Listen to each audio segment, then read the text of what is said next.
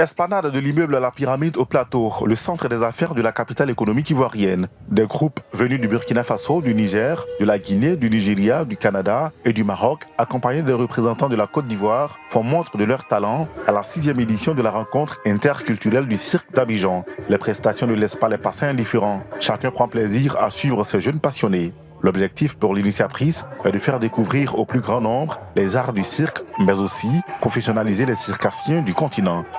C'est pour stimuler la création sur le continent, pour aider des jeunes aussi qui ont des compétences, qui ont des qualités, mais qui n'ont pas forcément les moyens de pouvoir créer leur spectacle et de le faire tourner. Et c'est vraiment l'innovation de cette année. On a des acrobates en Côte d'Ivoire. Maintenant, on a des jeunes qui font du tissu aérien, du machinois.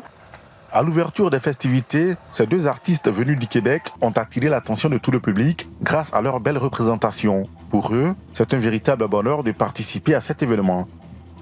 On fait de la danse, de l'acrobatie, du théâtre physique et on fait du skateboard.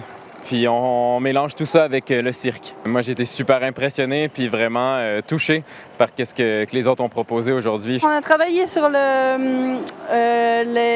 mise en relation et les différences entre l'âme d'enfant et l'âme d'adulte. Comment, quand on devient adulte, on perd un peu notre âme d'enfant parfois. Et on essaye d'aller redécouvrir ça à travers les disciplines qu'il a mentionnées. Ouais, et le jeu et pourquoi on arrête de jouer quand on grandit un peu parfois.